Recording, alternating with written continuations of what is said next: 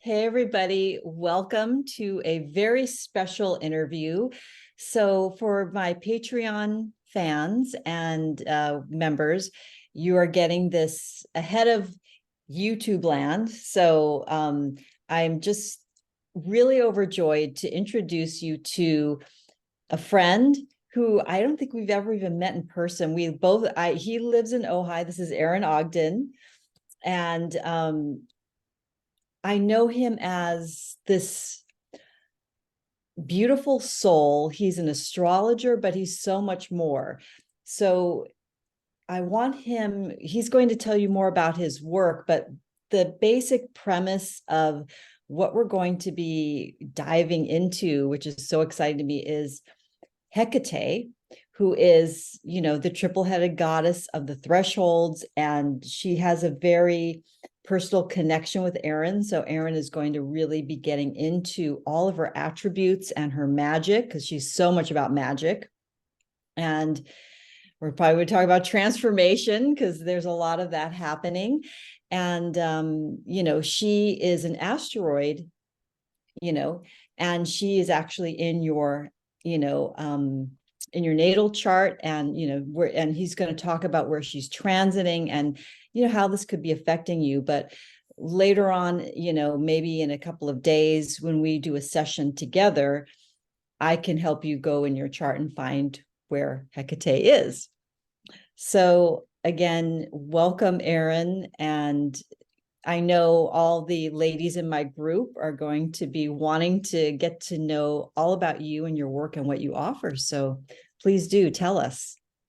Yeah, thank you so much. It's so good to be here. And yeah, I love our friendship that's been growing so fast. And actually I remember I was in out of the country in 2020, and you and I were connecting a bit, and you're like, "Oh, you're like a mystic and an astrologer." It's like, "Yes." So I've taught yoga my whole life. I've been welcomed into indigenous circles studying shamanism in a almost academic way, and through many years mentorships with various people from South America, Himalayan, Tibetan, North American. So a lot of those deep earth remembrances. And as a child, I just, growing up in Ojai, my hands know the oak trees, and I got to just spend so much time in nature and really get initiated, in those, I mean, the lack of a better word, shamanic way of, there's this spirit, there's the other side. And so that's just natural and normal. And then being in healing arts and becoming a massage therapist and working with trauma and healing and somatic psychotherapy. And, it's kind of like everything just keeps coming my way. And I intuit it, I feel it, and then I study about it, and I have mentors. And yeah, so astrology just came to me too, and I just suddenly started reading charts. Before I knew the basics of modern astrology, but now I'm like many people studying ancient astrology and getting more into those different ways of reading. But it's all, within the Western chart. Yeah. But And you're so, again, what I love about your work, and I have, just to let everybody know, I have been in circle with Aaron, and particularly, you know, he is, very shamanic in his, not only in his interpretations, like he was talking about the ancient modern roots of astrology, but just how he works with it, because that's what's so important, is how we work with the energies, right? Because it's not just a chart with all these random things. We can look at it from, you know, astronomer too, but the astrology can go so deep, so much deeper than maybe like a lot of these websites that you might find that say, well, if you're a Capricorn with this rising and your Hecate's here, it means XYZ. That means nothing to you. So Aaron's going to help you take it deeper into that shamanic realm so you can work the energy. Is that a good way of explaining part of what you do? that's so well said. And it's so interesting us coming together, and just what the last few days we really were like, oh, let's talk about this. And I happened to be studying, and again, you can say Hecate or Hecate. Like there's all these different pronunciations. I tend to say Hecate because that's just what came to me. But there's a lot of information out there. And just like modern astrology and asteroids, you know, it's really a divinatory oracular space that actually Hecate really rules, where, you know, some people say Hecate is ruled by Jupiter. Some people say no, she is a goddess of the moon, you know, but they'll say no, it's the moon, or there's all these, you know, Mm. ways. Just like modern astrology, Aquarius rules, or Uranus rules Aquarius, but ancient astrologers are like, no, Saturn rules. We can Mhm. use, you know, Uranus, but when I look at charts, you know, sometimes it really works that way. But so we want to be just like Hecate would like, because we Hmm. really want to honor her as a goddess. She is an energy almost as real as I'm talking to you. Like, you want to treat her as an entity being. And yes, she does translate as an asteroid in the astrology chart, so that can help. For instance, let me just start there. I was born with a Gemini full moon, and the sun was setting, so Sagittarius sun with Neptune on the descendant, and then this Gemini moon. And Hecate is exactly within 2 minutes conjunct my full moon. And we all know the moon moves fast. Yeah, it And does. so if I were born, you know, just literally a couple minutes later, something, it would have not. And the moon was coming into Hecate. Hecate is the threshold bearer. My mom almost bled to death on that full moon. My grandfather, my mom's father, had just passed away. I Mm. was the first child of my mother, so she became a mother. And Mm. my mom healed up really well. She's such a trooper. She's amazing. But it was not an easy birth. I was breech, you know, I was 3 weeks late. So the timing was just, it was a threshold. I'm born in the Valley of the Moon. The moon was rising in the east, this bright 90% full moon, the sun setting, twilight, the Oh. brilliance of the moon, you know, the stars are out, but you can see the moon, you can see at night, and that's my birth. Mm. So, and I didn't know this till years later, when I saw, you know, I started getting into the asteroids, as many people start doing. And usually you have an affinity to the feminine arts, the receptive arts, you know, the gods and goddesses, especially the goddesses here. And so, yeah, Hecate is known as that, yeah, the triplicity, you know. So some people say she rules like earth, you know, sea, water, and the sky. Or some people say the, you know, the maiden mother crone. It's really just seeing the triplicity in everything. Okay. So she has three faces, three heads that look in three different directions, so that represents like a crossroads. But again, a triplicity that's more oracular, that's more, it's feminine. It's not like a X marks the spot. That's a little Mm. more like earth masculine. This is a little more like it's a circle with, or like a triangle with a circle around it, you know. Yeah. So since I realized that, and then I've gone through my own healing and, you know, through the past, which is the moon, you know, the conditioning, my own mother, all of this stuff, you know, I realized, wow, I'm always in this space. And I, you know, I do this kind of healing work through astrology, but I use the mystical arts, you know, the shamanic arts. And I can read, I'm a total empath, so I can read someone like from how I feel being with them, you know, as if it were me. And I feel it in my body. But Hecate helps open up, especially the underworld. Mm. And again, she rules all the perspectives of the sky, which maybe is more Uranian, you know, and then the earth, maybe more Saturnian, you know, and then the underworld, maybe more Plutonian, we might say. But that underworld, especially for us on Earth these days, and Pluto going through Capricorn since 2008, I think we're excavating the inner mountain of our bodies, the inner mountain of, you know, government systems, large umbrella systems, you know, just excavating everything. And so I think Hecate right now is really an amazing goddess to work with. She has different reputations. So I will say she's as Hecate right now, she's at the end of Leo going into Virgo. And even Venus right now has been in Virgo or a little bit for a little while. So, we want to be vigilant with Hecate. She's not to mess around with.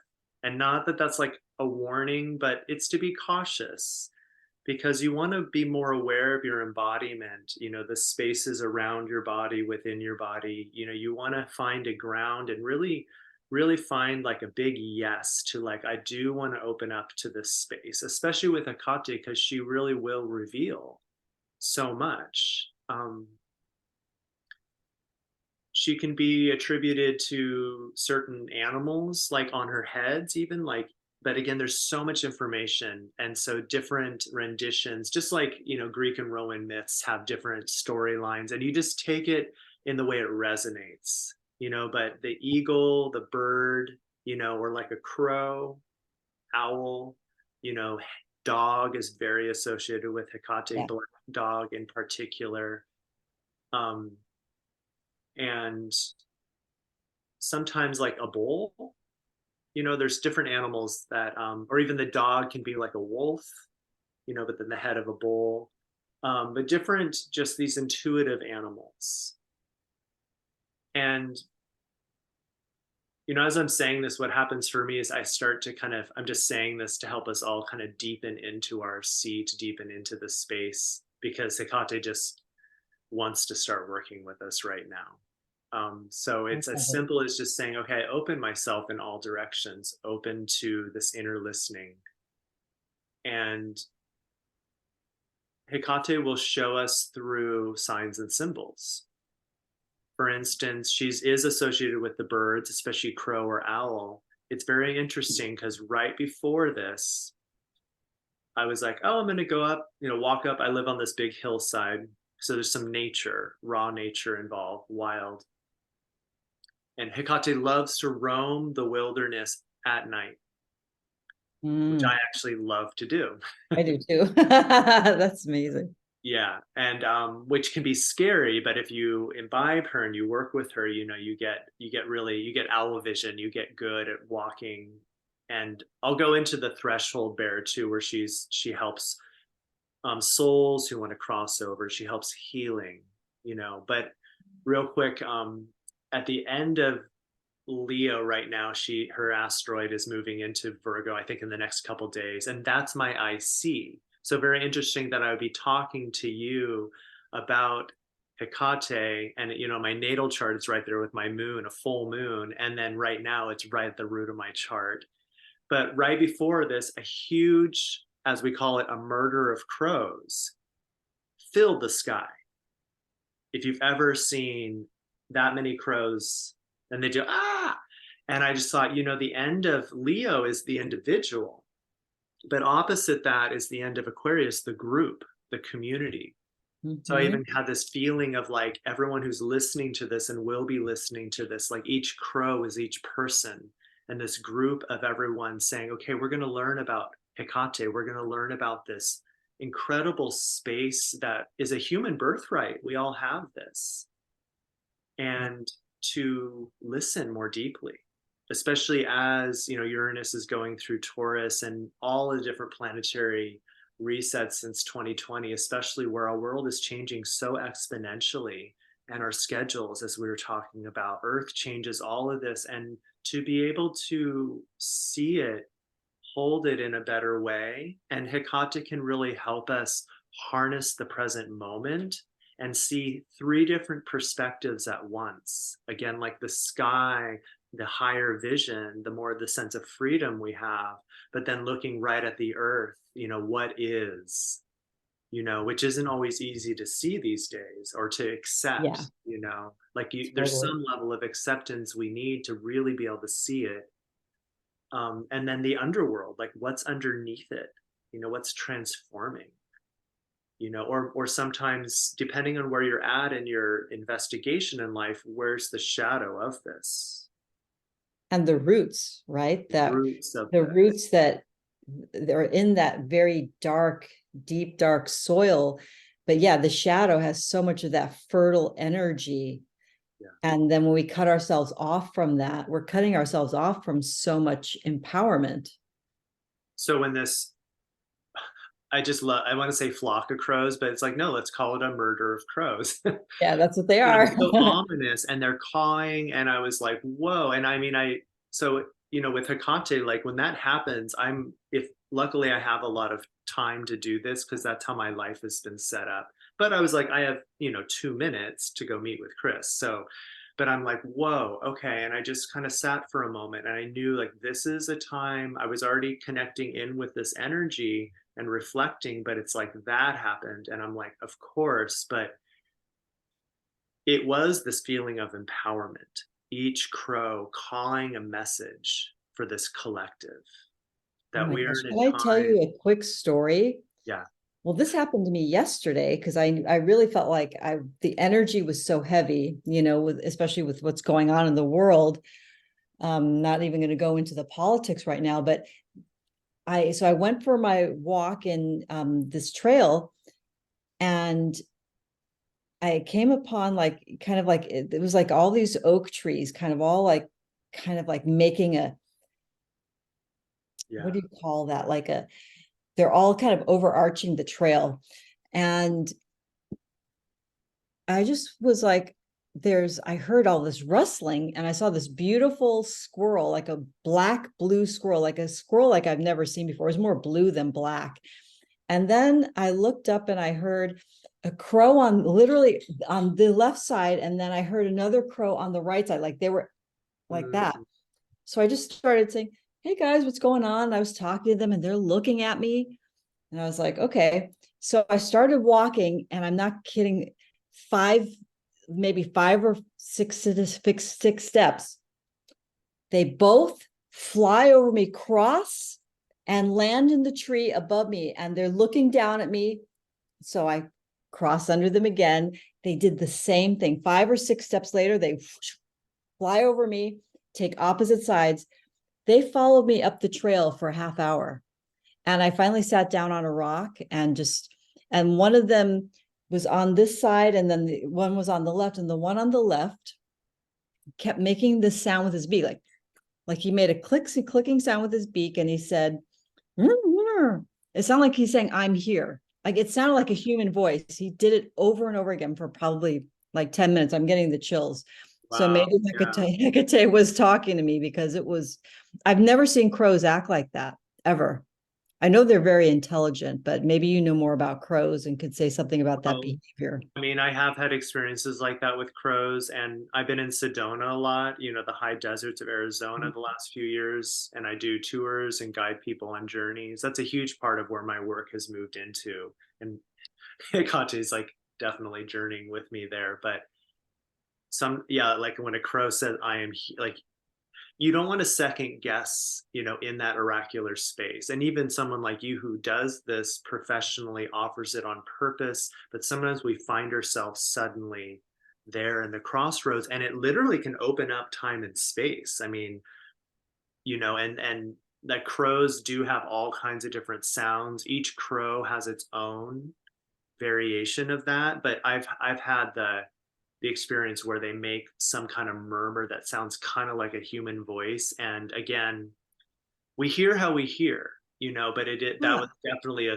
spot for you. And I don't know if 28, 29 degrees of Leo reflects in your natal chart at all, or maybe where the moon was at that time, connecting with your natal Hecate. Like it could be interesting as an astrologer to look at that exact time, and maybe something can Yeah. be seen. But, you know, there's so many aspects.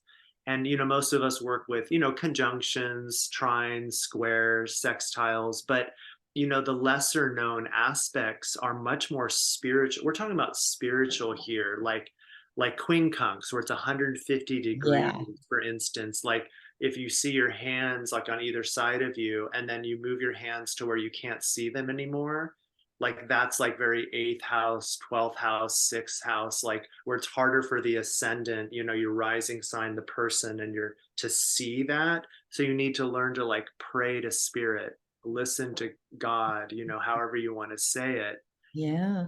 you Well, it's know. interesting because So there were 2 crows. There weren't 3. And Mhm. Virgo, I'm Pisces rising. Virgo is my partnership house. It's my Yeah, seventh house.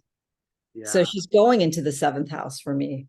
yeah. Right now she's in my sixth house. So the end, so that you said like the 29th degree or something. You're like, so she's at the very end of Leo, you said. Yeah, right now she's 29 degrees, I don't know, 30 minutes or something. And I forget, it's either tomorrow or the next day she goes into zero Virgo. And I have not followed her through the astronomy as much. I use it more divinatory. So if I have a client, every once, it's not all the time with her.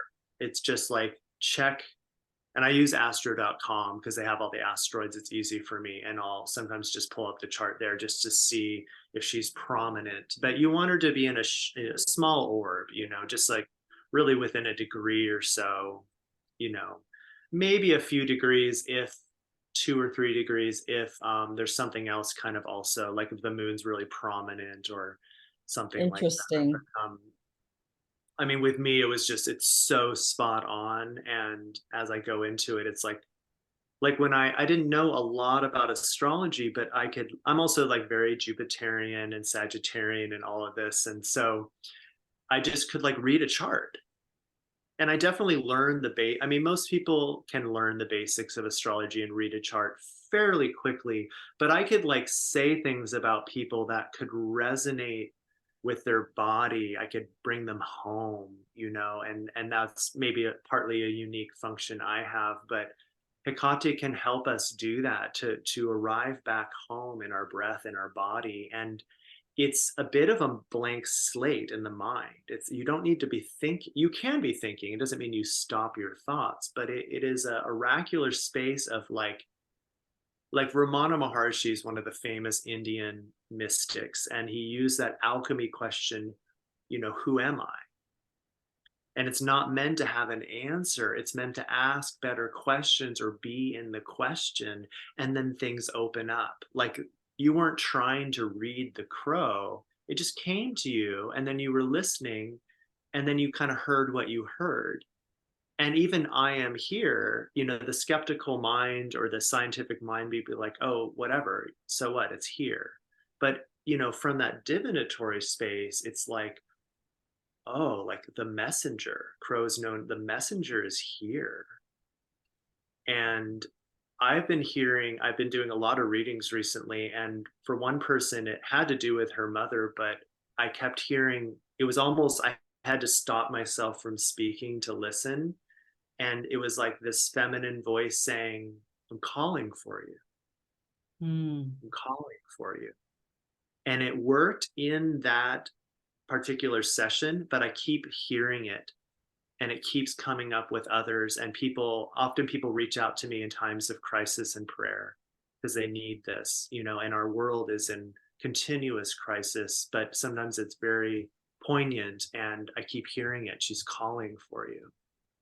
And again, it's like not to say, oh, I know what that is right away. It's like ask Hecate, you know, move into this divinatory space where it's like, I'm interested in knowing more about that, but I'm remaining in the question, like the fertile soil, the underneath, you know, and then we get really good at listening, which is Mercury.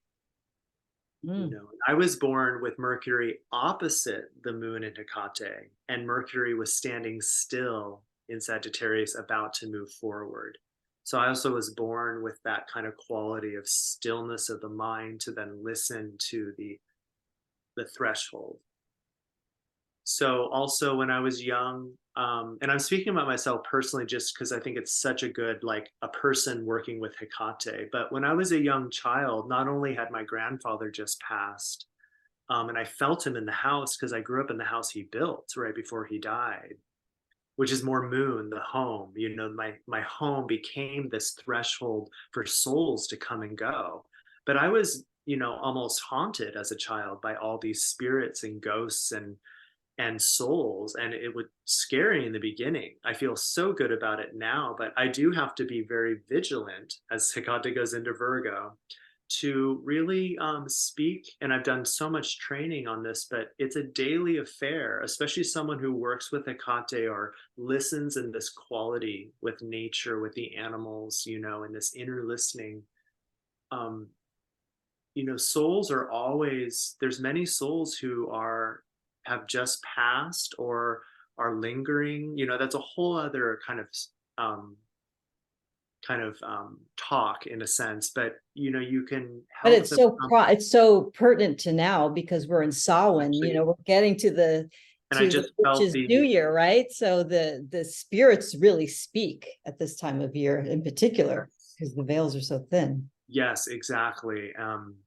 And actually Jupiter on New Year's, so we have Samhain and the Halloween holiday and all that, which is a threshold, but going through New Year's really has become a threshold because so many people align with that, the consciousness. But Jupiter will actually be pausing on the 5-degree Scorpio Taurus axis where the full moon eclipse is in a couple days, and Jupiter will be pausing and then going forward.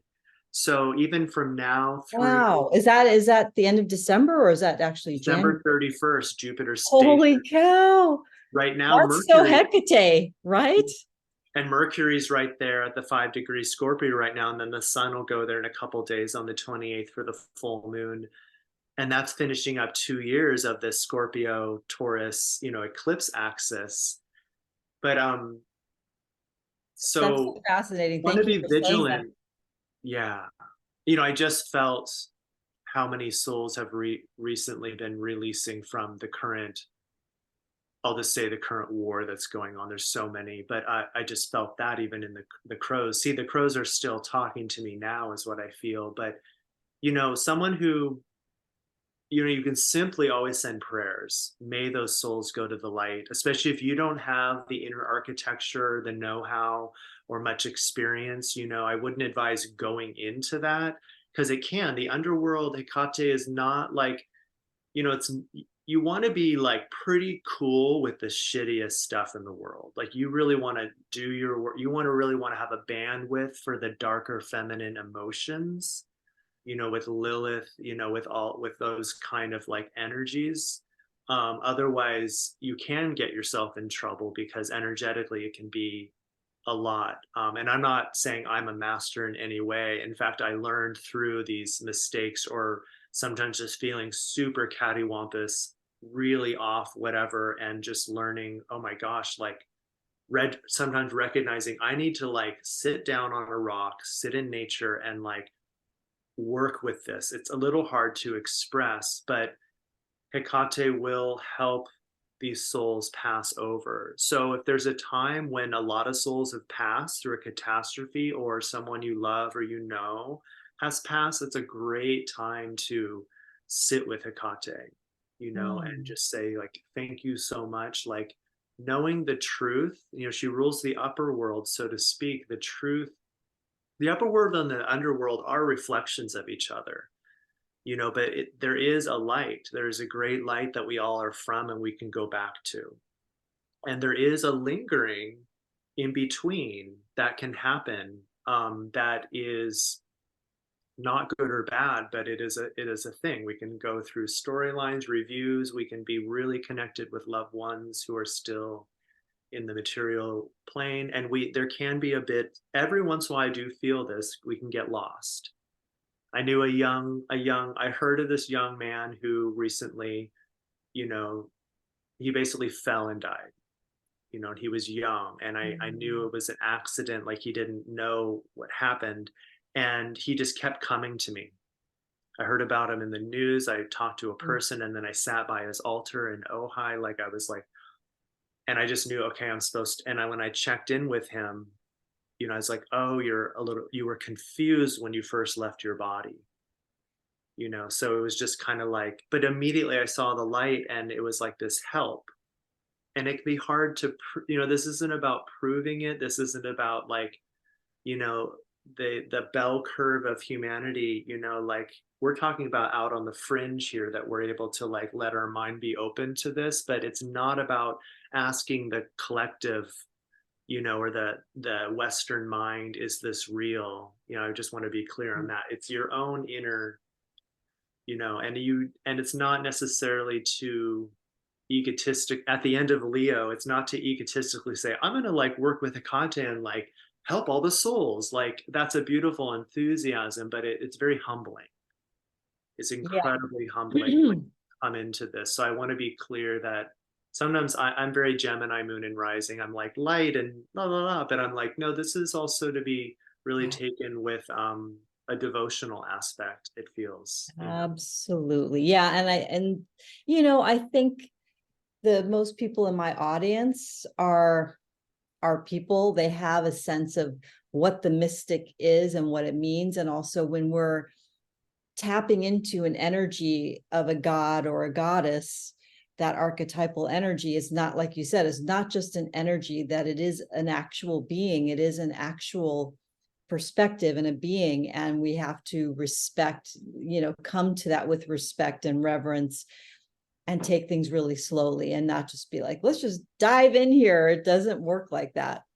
In Right. fact, she will come to you, and this video could be a sign or an omen, but again, it could be an introduction or maybe a remembrance. Oh yeah, I've studied her, I thought about her. But it's to take it, she'll come to you as she comes to you, and it's to really respect and honor that. Or sometimes it's like a crow, and or if you ever see an animal, any divinatory kind of thing where you like see a sign or a symbol, and it kind of, you're like, that's not just a crow for me right now, or that's not just a synchronicity. Like, I mean, synchronicities are always amazing, but sometimes something like when I hear of someone passing and then I talk to someone later that day who talks of the person and almost maybe starts crying about them, like a beautiful sharing, and then I'm guided to go sit somewhere else and there's their altar. Or and I get again a triplicity of signs, just like in astrology. If I see like 3 different things in the chart or the progress chart or the transits that are showing me a similar thing, then I'm like, okay, here it is. So it's more to pay attention to.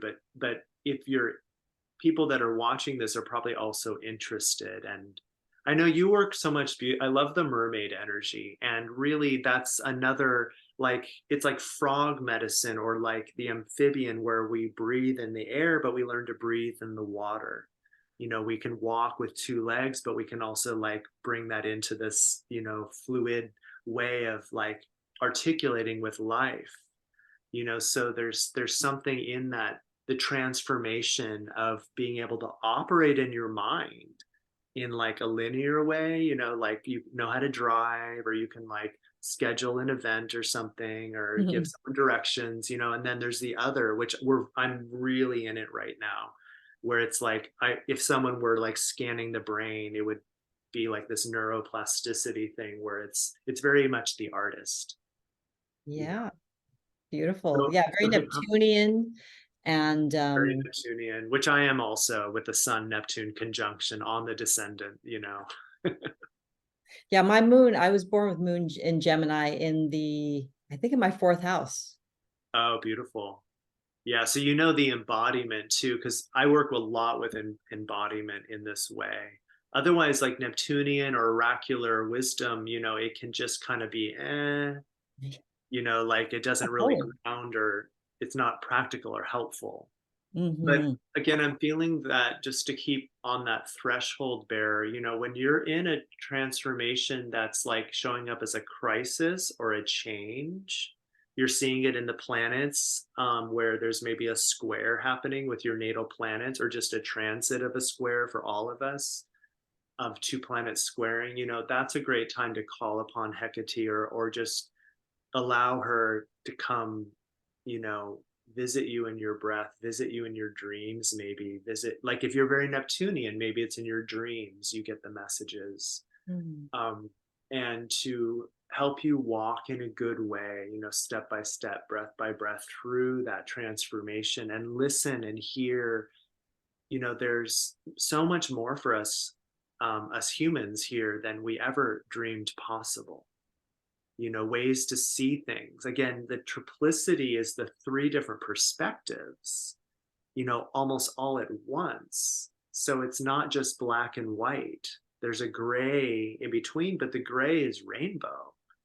And Mhm. so it's like, yes, we do need to take a stance. We make choices as humans, but on the higher plane, it's all different perspectives. Every human has their own way. The pandemic, we really saw this because we needed to come together more than ever, yet we weren't all going to agree, and it still is an impossible thing. It's a beautifully impossible thing to live here on the planet together with this many people. But Hecate reminds us, like, can you increase your capacity to hold different viewpoints other than your own, or even suspend your own particular stance with something to just purview or receive a little bit broader of a perspective, or to be able to listen to someone else, even make it practical, listen to a loved one, hear what they have to say, and then maybe even also look into the underworld, into the depth of, like, what's the motivation behind that belief? Or, some people say Hecate is really ruled by Jupiter and brings in that Piscean and Jupiterian, or and Sagittarian energies as archetypes. So there's something that I think she's helping with us with, and coming forward more, in this world. One other thing I'll share is I was out of the country when March 2020, when the pandemic officially hit all the first world countries. And like right when Mars hit up, like, Jupiter and Saturn and Pluto were all there. Saturn had already kind of come by, but Hecate was exactly on my DC, my descendant conjunct my Sun and Neptune in Sagittarius. Wow. So for all of us, she was there at like 20 degrees, but it was so, again, precise on my chart. And I suddenly was informed, I was in a certain part of Central America where I needed that day to fly a short trip across a body of water just to get to where I was. But all of a sudden, the place I was at, they said, all the airports are shutting down and you have like 24 hours to decide if you want to fly back to the United States. Otherwise, we cannot guarantee you a flight. We have no idea what this is going to be. And so I chose to take the domestic flight. I could take just the 45-minute to my residency, just because I had like some cash there, my Yeah. clothes, and I could just hang out. Ooh, But bless you. But thank that you. was another crossroads. As Yeah. Mars activated the planets and the whole pandemic was announced, it was a standstill. Mars wasn't going to go anywhere with Pluto and Saturn and Jupiter there. And so I was Was at that, this. do you mind me asking, was that all in Capricorn? So they Yeah, all were in Capricorn in March 2020. And it was I remember it was like there's a Jupiter Pluto conjunction, like right before or right around the time of the yeah, pandemic. So that was like part of the trigger. yeah. It was, well, in January, there was an eclipse with Mercury um, in Capricorn, and Saturn and Pluto reset. And then Saturn moved on, then Jupiter came and did a triplicity conjunction in Capricorn that whole year. But when Mars came up in March 2020 and triggered that area, it was like a 23-degree Capricorn. Then the pandemic was, it was announced in, where I was all across the United States, everything shut down. And so Hecate was in Sagittarius, ruled by Jupiter. Jupiter was in its fall in Capricorn with like this penetrating Pluto, and Saturn being like, nothing's going to happen. Like everything just needed to pause. And for me, because it was right on my seventh house of others, it was, I mean, all my relationships changed, but they were suddenly all lifted into this crossroads. And because of the durability of those planets, it, like, I was there for I was out of the country for 9 months. I remember because I was living in Ojai at the time. And I think, Ah, and I've been friends with Colleen and she knows you very yeah. well and you guys are really close. And I think at some point she was like, oh yeah, my friend Aaron, he's got stuck in, this other country. So I totally remember her talking about you being stuck. It's so funny thinking of this now. Yeah. But it's just another poignancy where sometimes consulting with an astrologer around like Hecate and the asteroid can help you see. For instance, we just had a Venus thing in Leo all summer, right? And Venus went retrograde. And even in Hollywood, they called it the summer of breakups. Major Hollywood couples were and Venus retrograde, especially in Leo, the Yeah. star, the sun, showing renegotiations and how we relate with others.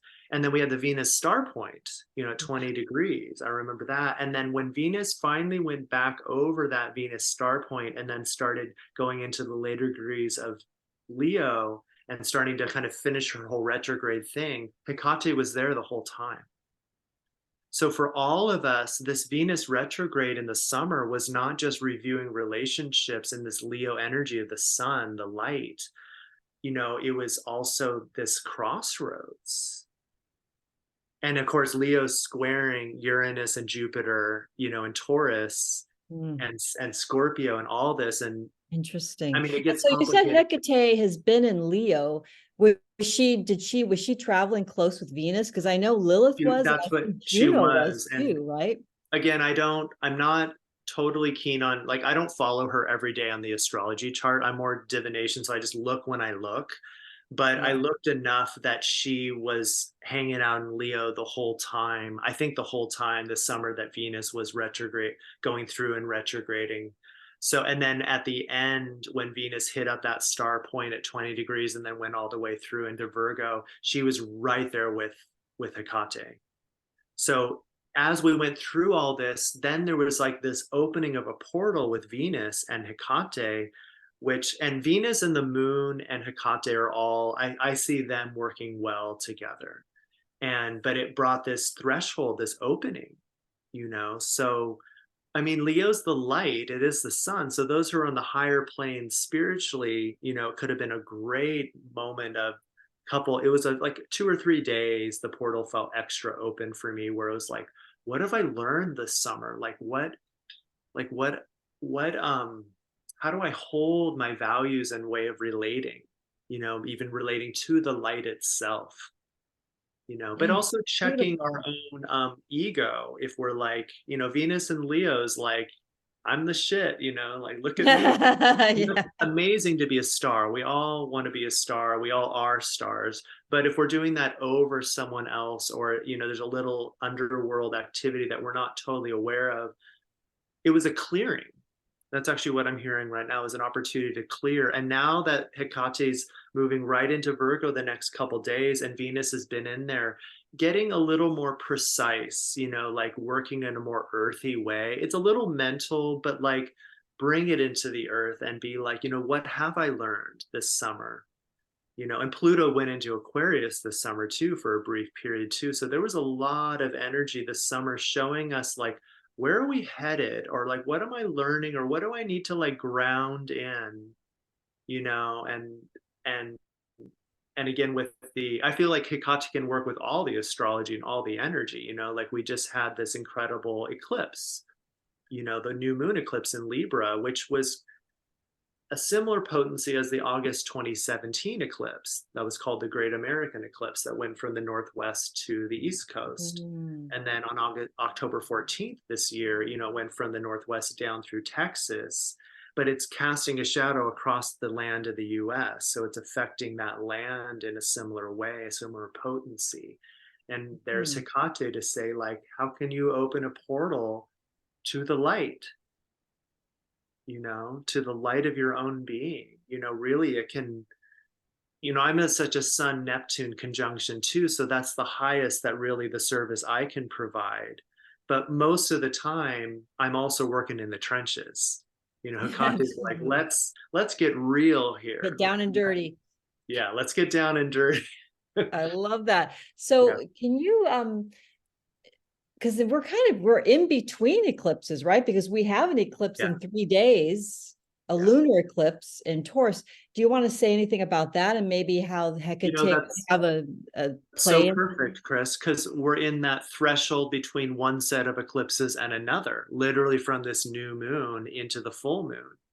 And it's that the nodes have moved into the axis of Aries and Libra, they were in the axis of Taurus, Scorpio. And so even though this this full moon is, it's a lighter eclipse, because the nodes, they're close to the axis of the full moon in Taurus and the sun in Scorpio, but the axis has moved into Libra and Aries, the nodes. So this full moon is finishing up the last kind of couple years, almost couple years of the Taurus Scorpio axis. And I'm telling you, those were such intense eclipses, with Uranus passing through. Well, basically everything since 2020 is a whole new game. It's just a whole new game. Those resets, like the Saturn and Pluto reset in 2020. The last time they were opposite was 9/11.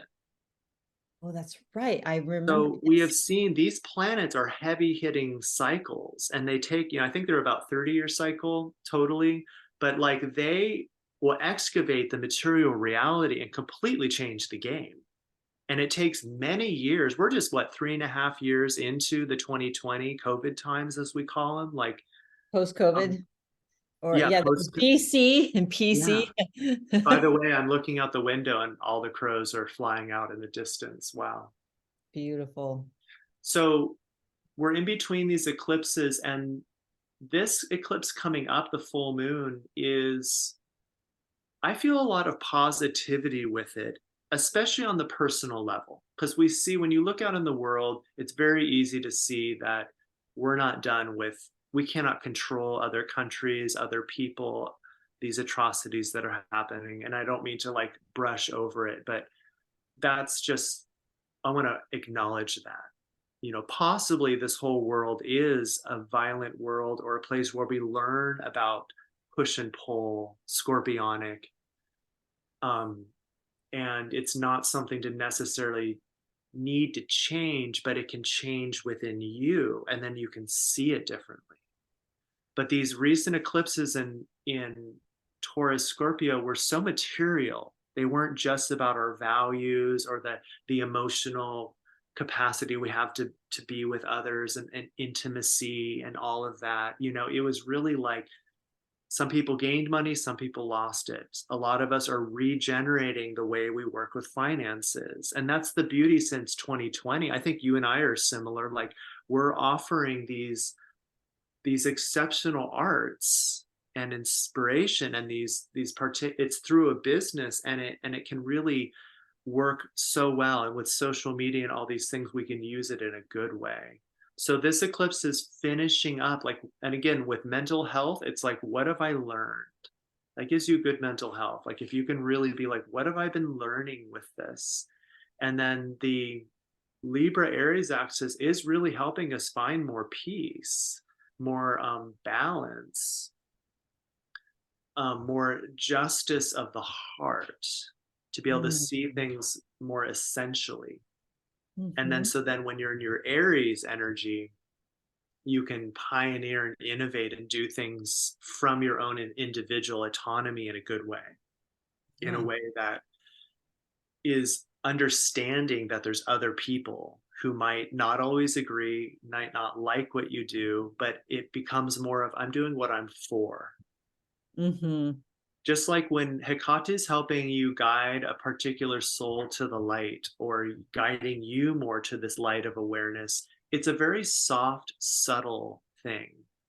It can feel intense, but we don't need to push others out of the way to like get on stage.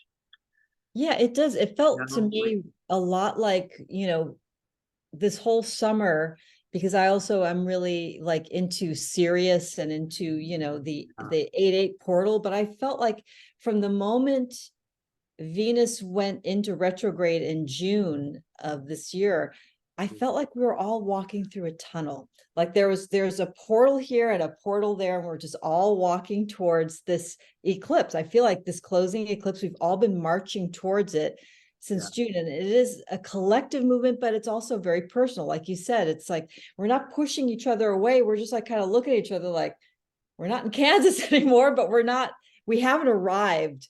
It's like this, it's been very much like a Hecate experience of, we're held in this container, but it's like a birth canal that's been going and going and going. it's like she can help you arrive now. It's Mm. always now, but where nothing outside of you in the world needs to change for this arriving. And especially because she's conjunct my moon, which is embodiment, and she is a lunar goddess, like she can help you embody even when you don't know, when you're in uncertainty, Mm. even when, and I'm not saying this is easier to say in this, space that we're talking. Like if you're in the middle of crossing the street and there's traffic, you're not going to close your eyes and be like, I'm arriving. Like you need to dart out of the way and get out of the traffic. Or even these war-torn countries, or where children are starving, all of the stuff that's going on in huge degrees all over the world. People that are watching this video and doing this kind of, it's like work with the personal here. It's like you can arrive now, or through your day, if you're feeling that Uranian kind of shift up going on, it's like, whoa. I mean, I'd say 10 times a day I have, if I'm blessed to have the chance to be like, whoa, arrive. Mm. Even doing healing arts most of my time, there's still so much stress and so many unknowns or mixed up communications. But Hecate can help us arrive. And it's incredibly empowering because, especially when we come through eclipse portals like this, where it's like, I mean, especially on the 28th, like, if anyone's listening to this before then, I'm sure people will, but like use that time portal of the full moon finishing up these eclipses to, you'll naturally be revealed the peace, the light that you are. Mm. And it's not a mental thing. Your mind might recognize it or follow it or ask questions, but it's like just allow it. And she can do that. And she can help you connect through the veil to all the spiritual help we have, because she's just one goddess, but she's in touch with a lot of the goddesses, or maybe your angels or your guardian angel, or your BFF spirit guide, or Saint Siddhas, or loved ones, your ancestors who you don't know. All of that spirit world is always ready to help us. And especially with angels really want you to speak to them directly.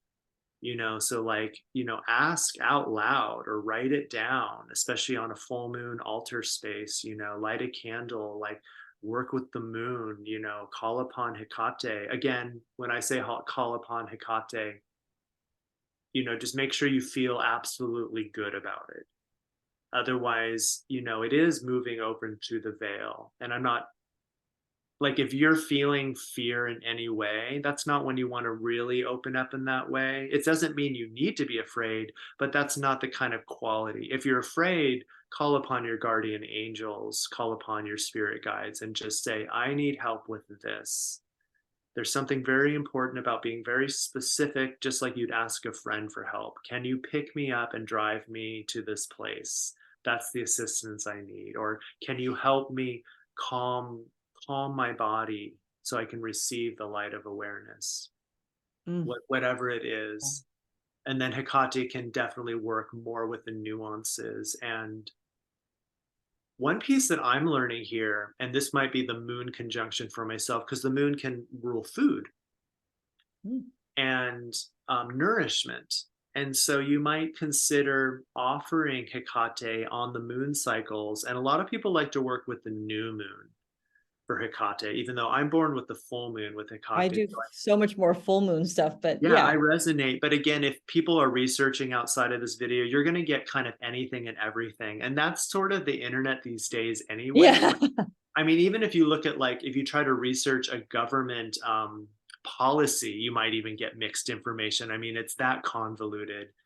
But Oh, it is yeah, something listen where to your you inner guidance, right? I mean, your inner inner guidance is guidance, but really offering always on. some food stuff out in nature, or offering a candle during a period of time, is a beautiful ritual. But what I just heard recently that I'm kind of sinking into, because I want to make sure I'm rhythmic. The moon is rhythmic. So you want to do it regularly. If you're like, I'm going to do new moon or full moon offerings to this Hecate or to the goddesses or whatever it is that's in your prayer circle, it's recommended you maintain that. and maintain as she goes into Virgo, like, you know this with Virgo on your descent, or yeah, your house of other people. It's like, I want to learn to be have the right container for my relationships. And if I say I'm going to do something, I'm going to do it. So there's something in that I also have Saturn and the North Node in Virgo in the fourth house. So like, I also, like, as a yogi, I learned the disciplines. Like, I learned the kinesiology of the body. Like, I learned my calculus in high school. Like, I have a mathematician mother, it's like, it's Yeah. on. So when I open up into oracular space, and I'm like, it's so beautiful, we're in the light, it's not without precision. And so offering can be so beautiful. And it's something about the moon that's what nourishes you. And Mm. so, like, if you get a gift that you really love to someone, it's even more special. So give the gift of something that's nourishing to that space, whether it's a light, a candle, something beautiful, incense that burns, just for a period of time, or even a little plate of food, and put it out in nature. Mm. And it's something to give and then just leave it. Like, just then let Hecate, or let the spirits, or whoever you're praying with, just let them have it. And of course, it's the essence, the energy of it. It's so the animals will get the food if it's edible food stuff, but Yeah, I'm thinking I'm definitely going to go back to my crow friends and bring them some food, because that was one of the beautiful. thing I was thinking. It's like, are they hungry? That was the first thing I thought. Them following me like that, and following me and leading me at the same time, which was interesting. But I was thinking food. I was like, oh, do I have nuts or something in my bag? Would be perfect to give them, and I didn't have anything. So I'm like, so even like when you're walking in nature and you see whatever squirrels, that's an offering, if you have food for them and you're prepared. I love this idea of being prepared for the sacred, right? It's like this consistent prayer and preparation, right? You're preparing the space for Hecate and whoever you are Exactly. honoring. And it becomes, especially, I think I've kind of pointed this out enough, that it's so personal for me with that moon, and the moon being such a prominent aspect in my whole, like, I'm always with Hecate.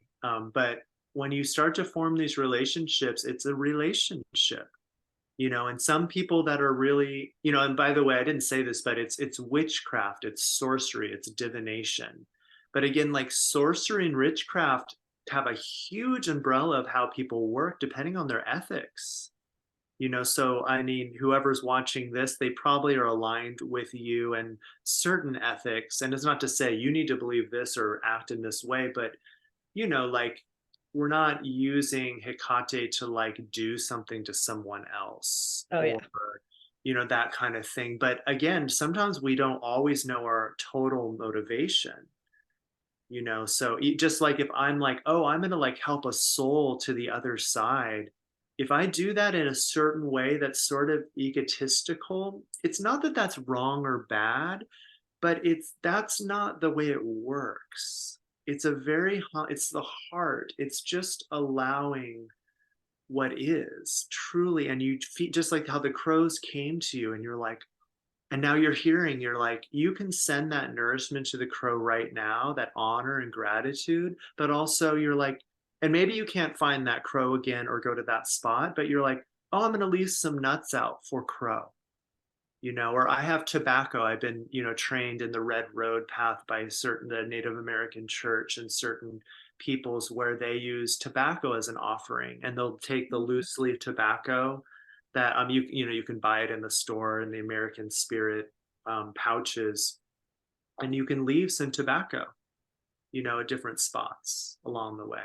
Beautiful. Thank you. What a So beautiful yeah, yeah, just the conversation, the suggestions. I think I know it's really giving me, like, lighting me up with some ideas, because ritual is super important to me. But before we end, I really want because I want to continue working with you as well. So can you tell us about what you have coming up, and what we can do to get, work with you? I mean, some people might want to do readings with you as well. I don't know, but I know I really loved how you held space in your group, and maybe some people might be interested in that. yeah, we connected on Zoom, I was offering wisdom circles for a while, and then they kind of paused, and I moved back to Ojai, and I'm teaching yoga regularly in Ojai, which is all of this kind of space holding Fabulous. at Move Sanctuary. I'm doing a lot of readings, and I've been doing readings one-on-one for 15 years, and they're astrology informed, and they can look like a natal reading. I usually work with the progress chart and the transits, but they're very divinatory. So it's in that moment if there's a question. Some people are like, I just want to experience this. And so I just channel the information. So it's very unique. And then I do body work. So I get people on the table. And so some sessions, like if they see me here in my studio, I might get them on the table as well. Or sometimes it's always body work. And again, it's like some people have been calling it that quantum field kind of quantum touch, like the way I use therapeutic touch to access the body, and the body speaks to me. But whether my hands are on someone, I do it through Zoom also. And then we're just like you and I are connecting, and we can feel the energy. And so Right. that's a great way to connect with me. And Aaron Ogden 33 at Gmail is my email, or aaronogden.com. It's just a basic website I have up right now. I used to do a lot of retreats, and I've moved more into this kind of work. And we'll see, retreats will probably pop up again. So Fantastic. Oh, it'd be get in great to do touch one with of your me retreats. if anyone's interested. And then wisdom circles are going to pop up again. I do them every once in a while live in Ojai. Probably I'll do another one on Zoom because I have clients all over the world, or with your circle as well. And it'd be really fun to come together. And wisdom circle usually has like a theme. Like we connected on, it was like when Mars went into Leo, and we had Pluto at 0 Aquarius, Mars at 0 Leo, and then there was that axis of the nodes at Taurus, Scorpio. Like it was just like this. Yeah, it was like the grand fixed cross or It was something. I think it grand was fixed cross, pretty exactly. major. Yeah. So, and I was channeling that a little bit. But yeah, wisdom circles. Again, if you go to aaronogden.com, you can sign up for my newsletter, and I'll announce those things. Or on Facebook and Instagram, Seeds of Awakening, seed Fantastic. _of _awakening, or Aaron Ogden on Facebook. And I'm always sharing my travels and writing kind of the mystical astrology reports. Yeah. Yeah, definitely. I will post your Facebook information, your website information. So yeah, I highly recommend that you all follow Aaron, because it's beautiful to have, different perspectives and ideas around astrology. I mean, I'm hoping to, kind of grow this community of astrologers and of people who want to learn maybe to be their own astrologer. And it's not about doing it as a profession. Like, no, you don't have to do that. But again, finding those deeper layers in your own life and how it can inform how you move through life. It's an exciting field. And I just love that there's so many bright lights, and Aaron is one of those really bright lights that I always love looking at his Facebook posts about what's going on in the astrology, because he has it has a depth. But I like how you talked about the kind of that Uranian. It's like you kind of embody all of that, the spaciousness of the mystic and the oracular, but it's like, it's not It so weaves out there that you don't get it, right? it weaves it all together. Like even how you look at astrology, you can learn the basics, but then it becomes a crystal ball.